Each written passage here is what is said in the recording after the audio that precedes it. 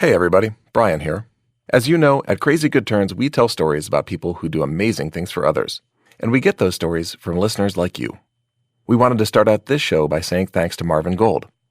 Marvin reached out by email to tell us about the story you're about to hear. We appreciate the great suggestion, Marvin, and we look forward to sending you some CGT swag in return. If you know of a person or an organization we should feature on the show, tell us about them by emailing us at hello@crazygoodturns.org. As always, thanks for listening. And hey, if you work for a nonprofit organization or know someone who does, you should check out the TIAA Difference Maker 100. The financial services firm TIAA is celebrating its 100th anniversary by recognizing 100 people who work for nonprofit organizations and are having a positive impact on the world with $10,000 to support the nonprofit organization through which they are making a difference. That's $1 million in donations to help difference makers like you keep up the good work. In fact, you, or someone you know, could receive one of those $10,000 awards. The program is accepting applications from now until June 12th. If you're part of a nonprofit organization, you could be entered for your chance to win by sharing your story at TIAADifferenceMaker100.com. You can also recommend a friend, and they'll receive a chance to apply. Crazy Good Turns congratulates TIAA on 100 years of helping those who do good do well, and encourages difference makers everywhere to share their stories at TIAADifferenceMaker100.com. We were basically in a church in an undisclosed location. I was working on the analysis side, anything cyber related, trying to find the victims online and then passing off that information to law enforcement and the agents in the field who do what they do best, doing the work of actually finding people and conducting arrests. This is what it's like to be part of a sting operation. You're hearing the voice of Emily Kennedy. She's the founder and CEO of a company called Marinus Analytics. The company makes software tools designed to help law enforcement track and arrest those involved in human trafficking. She's describing how she spent a recent Super Bowl weekend.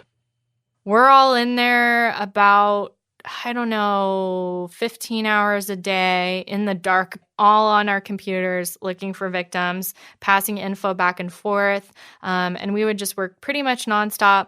And then there was someone kind of going around triaging everything. And then once you think you've got a solid case, you present it to the room, you advocate for it and say why you think it's worth going after. And then if it passes that test, it'll go out to the agents in the field who will be able to act on it.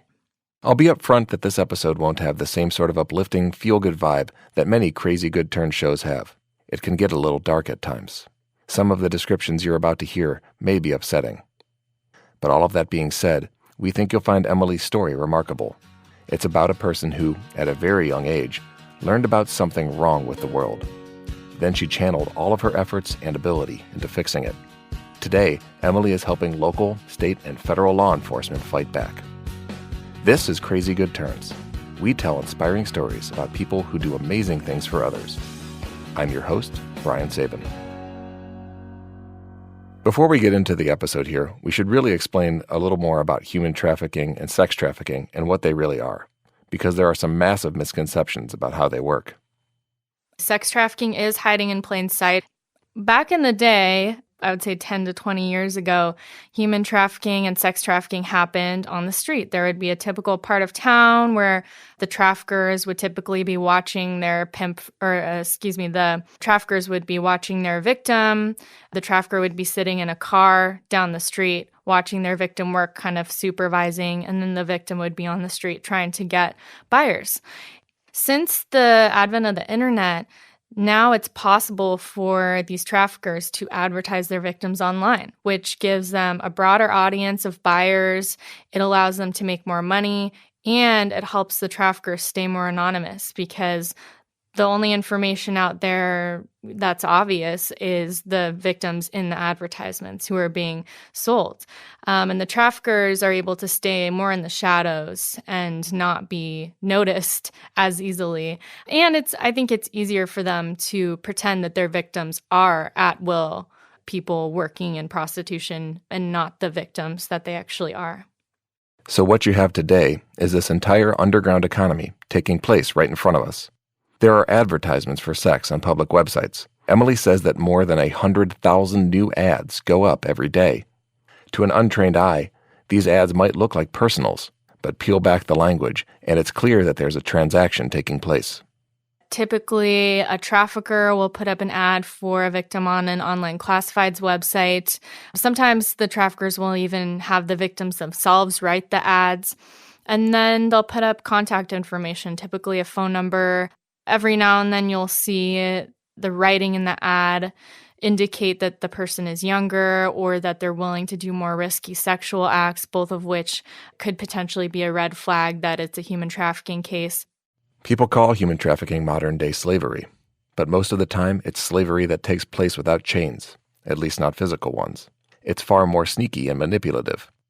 There are two ways to separate human trafficking from what's called at-will prostitution. One is if the person involved is a minor. Under U.S. law, if the person is under age 18, the case is automatically human trafficking. The second is whether or not the person is being sold through force, fraud, or coercion. So force is going to be your physical assault. So it might be physically hitting someone, pushing them into a wall, cutting them with a knife, threatening them with a gun, cigarette burns, forced drug addiction, that sort of thing. This is Hannah Rivard, a police officer in Fort Worth, Texas. She's been dedicated to human trafficking cases for the past year and a half. Fraud is going to be your promises. So it's kind of the carrot and the stick. Fraud might be pretending, we're going to be a model, you're going to be rich, we can take you to California and you'll be famous. I'm your boyfriend, I love you, do this for us, we're going to make so much money, that sort of thing.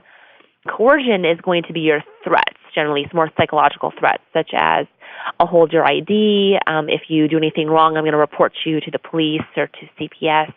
I know where your kids live. I'm going to go kill your children. I'm going to find your younger sister and make her get in this life. I'm going to kill your mom. I'll kill your puppy.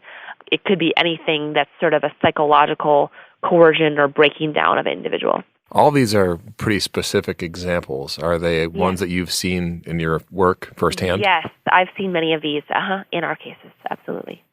All of these things can make sex trafficking cases very difficult to break. The traffickers can cover up their tracks in a variety of ways. They'll change up their cell phone numbers or move from state to state. But their most effective weapon, what keeps them out of jail, is the power they hold over their victims. They convince victims that the police are their enemy, that the traffickers themselves are their only friend. It's like Stockholm Syndrome, where prisoners begin to view their captors as their caretakers. And so often, victims will refuse to testify against their pimps as a result. One of the reasons it's hard to win that war is that even for things like drugs, when you see drugs or guns, you can identify that as drugs or guns. You can smell it, you can see it, you can hear it. But with human trafficking, it's a lot harder because they are girls. It's not illegal for girls to be walking down the street or for a guy to be in a car with a girl or a girl to be in a hotel room. Of course that's not illegal. So it's easy for this to slip right under the noses of civilians, of police officers, of anyone who's even the most trained. It's sometimes very, very hard to see, and the girls often do not identify as victims. And so even if you think all the signs are pointing that a girl is being trafficked and you talk to her, she might say that she isn't and that she's totally fine. All of this means that in order to arrest a human trafficker, the police need a whole lot more than just a testimony, because those testimonies can prove unreliable. A victim might change their story out of fear or never come forward at all. So to make a case, the cops need data. The problem is that there's a whole lot of data out there, and it's hard to make sense of it all. One of the things that we had heard earlier last year was an FBI analyst who would print out a photo of the victim's face, tape it to her computer, and manually scroll through ads for hours and hours trying to make a positive identification of a victim in ads, which is basically the definition of finding a needle in a haystack, because with these victims, sometimes you have no idea where they are. You don't know where their location is. That's Emily again. Today, she is just 27 years old. She's smart. Her work on human trafficking started when she was a student at Carnegie Mellon University. But her passion for the topic dates back a lot longer than that. I grew up in Northern California, only child, and grew up in a small town and grew up in a Christian household. The first time I heard about sex trafficking was through a youth leader in my church. He, after he graduated college, had basically left his home and moved to the red light district of Svepak, Cambodia. So he was in the red light district and he was working with a nonprofit that pulled child sex slaves out of exploitation. When I heard that he was doing that, I was just, one, blown away about his willingness to make his life about that. And then two, blown away by the knowledge that children were being abused like this, that basically the business of rape was being perpetrated. And then I came to understand over time that it was not just other countries. That's what people think. It's not happening in the US, but it actually is. I came to learn that, and it was just something that I couldn't shake over the years. Yeah, why did those stories make you so mad? That's a good question. I did grow up, as one of my elementary school teachers put it, with an overactive sense of justice, whatever that means. And so definitely not wanting people to be bullied, not wanting people to be oppressed. Wait, an overactive sense of justice? What led this teacher to say this? I always wanted things to be fair and to be just. And I remember at one point, my class went to a local courthouse and did a mock trial, and we each had a role that we were given and kind of a little script and a storyline about whatever the case was. And if you can believe it, they chose me to be the prosecutor. So I really enjoyed that role for some reason. When I had learned what human trafficking was, and particularly what sex trafficking was, it was just the worst fate that I could think of for a person, almost worse than death, because it's this constant abuse and being treated without any human dignity, being treated as if you're not human. And so I think that really, really stuck with me. It's normal to hear about something so heinous as sex trafficking and feel upset about it. What's exceptional about Emily is that she wouldn't let it go. She spent her high school years researching human trafficking and how it works. By college, she was spending hours on the very websites where these transactions take place, scanning through advertisements and looking for patterns. My roommates would make fun of me because for my thesis, I'd be on these websites reading through ads, basically trying to reconstruct how is a detective looking for victims based on my interviews with detectives. And they would joke with me, "Oh, are you looking at sex ads on a Friday night again?" And I'd say, "Yep, you know me. I'm just in my jammies looking at human trafficking stuff." And at first, of course, it's very dark, very overwhelming. I think over time you get used to it, which is, I don't know if that's good or bad. I think it's just something that in order to do this work, I had to become used to, be able to recognize the patterns like detectives would, so that now I can train detectives. Emily began to notice similarities, how multiple listings could tie back to the same phone number, or how several different women may have been photographed in the same hotel room, or other tells in the language that cued her into the fact that a person had been moved out of one state and into another. Her thesis work drew the interest of some important people. One of them was the head of the robotics lab at Carnegie Mellon. He hired Emily to become a research analyst for the lab. Many others who were interested in her work came directly from law enforcement. We started getting good feedback, and we started getting people calling us. I think one aha moment was when I got a call from this random detective in southern Texas, small town, saying, "Hey, I heard about what you're doing. Can you help me on my case?" And then by the time I started that full-time research job, we started getting traction in California as well as Pittsburgh. There was a time when I was seeing in the data the patterns of, for instance, an international human trafficking ring that was moving through Pittsburgh. So using the contacts that I had developed at Pittsburgh FBI, I was basically hounding them saying, "Here's all the ads, here's where they've been, they're in DC now, please look into this." The tool that Emily and her team at Carnegie Mellon developed became known as Traffic Jam. Get it? To understand how the software works, it's helpful to imagine the before and after here. Before Traffic Jam, many detectives would research human trafficking in the same sort of way you or I might research anything else online, through Google.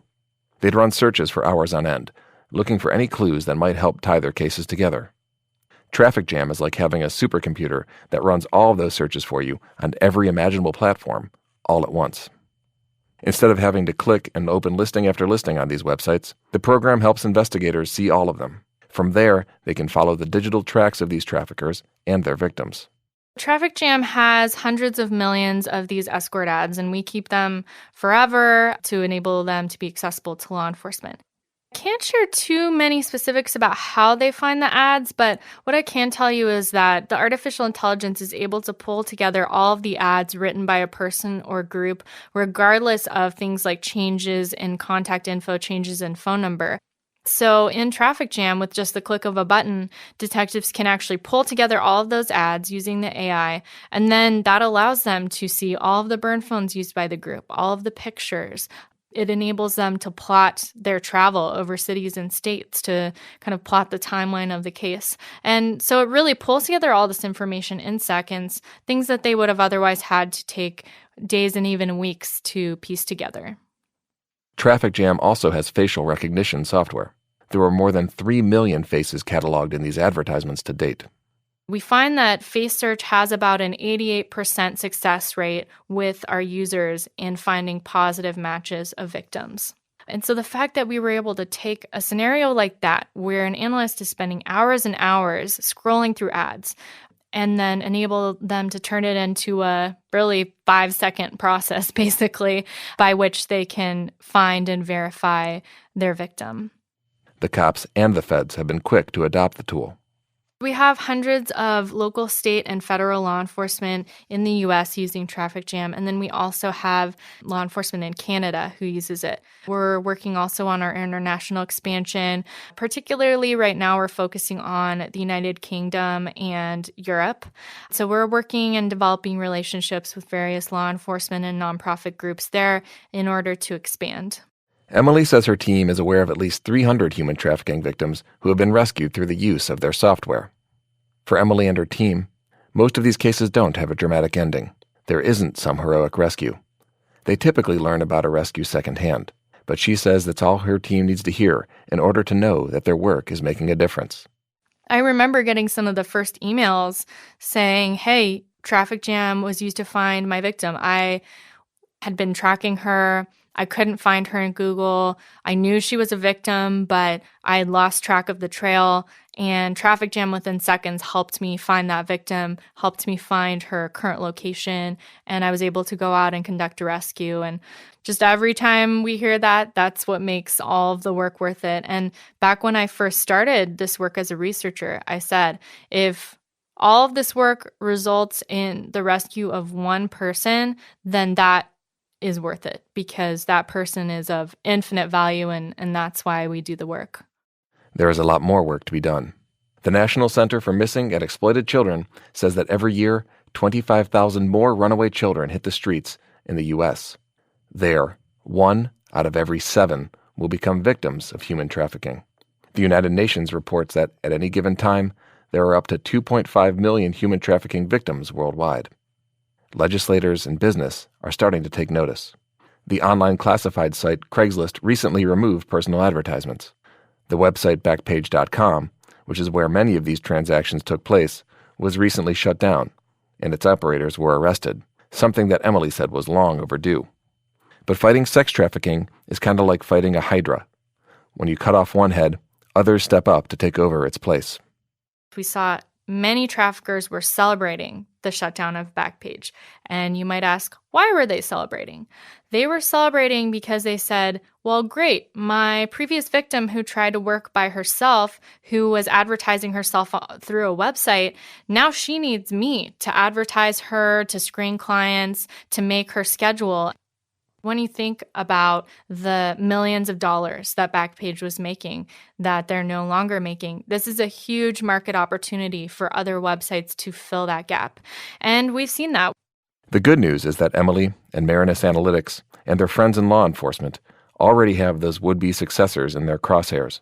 We currently monitor about 60 plus websites for, which ones we want to go after next. Our long-term goal for Traffic Jam really is 3 clicks and the traffickers in handcuffs. That's the goal. It'll probably take us a while to get there, but the idea is that we can fully leverage the usefulness of online data to be able to find victims, identify criminal organizations, and arrest traffickers. The other good news here is that more people are starting to pay attention to sex trafficking. Emily says that if you want to help fight back, there are a number of ways you can get involved. I don't think everyone is called to quit their job and do work like I'm doing or become a law enforcement agent, but some people are. If you are just as drawn to this topic as I am, then consider it. There's a ton of different ways that you can work on this problem. One of the things that's been so interesting to me about sex trafficking is that it's an extremely complex problem, and there's a number of different angles that it needs to be fought from. So if you're a CPA, maybe you could be a forensic accountant who helps get victims the money that they're owed for the time that they've been working for their trafficker. If you're a nurse, you could learn what the signs are of trafficking. Trafficking victims frequently go through the hospital system because they've often been physically abused. Find out the signs of that. If you're a flight attendant, there's programs to learn the signs of trafficked victims on airplanes. And then if you don't want to do it professionally, but you're still interested, there's a number of different organizations to donate to. I would say just do your research. I think just decide how you want to be involved. At the very least, you can just read up on it online, educate yourself, learn more about what the signs are. Put the National Human Trafficking Hotline phone number in your cell phone right now. Google it right now and put it into your cell phone. We did the work for you on this one. Here's the number. It's 1-888-373-7888. You'll also find it in the show notes. Sometimes it's just one tip that is the difference between making or breaking a case, making or breaking a rescue. So that's also a great way that people can get involved. Thanks for listening to this episode of our podcast. Go to crazygoodturns.org to learn more about Emily and the work she's doing at Marinus Analytics. You can also submit ideas for other people or organizations we should feature on an upcoming episode. Stay connected with us between episodes by following us on Facebook and Twitter at /crazygoodturns. Before we wrap up this episode, our team wanted to send one more reminder to check out the TIAA Difference Maker 100. The financial services firm TIAA is celebrating its 100th anniversary by recognizing 100 people who work for nonprofit organizations and are having a positive impact on the world, with $10,000 to support the nonprofit organization through which they are making a difference. That's $1 million in donations to help difference makers like you keep up the good work. You, or someone you know, could receive one of those $10,000 awards. The program is accepting applications from now until June 12th. If you're part of a nonprofit organization, you can be entered for your chance to win by sharing your story at TIAADifferenceMaker100.com. You can also recommend a friend, and they'll receive a chance to apply. Crazy Good Turns again congratulates TIAA on 100 years of helping those who do good do well, and encourages difference makers everywhere to share their stories at TIAADifferenceMaker100.com. Our show is audio engineered by Stephen Key. Music supervision and mixing by Score in Los Angeles. A special thanks to Megan Basinger, and I'm your host, Brian Sabin. I don't see it ever being fully eradicated, but if we can fight it as much as we can enable the quick rescue of victims. That's really what always keeps me going. I think it would be hard to find another job satisfying for me, so I may be locked into this forever.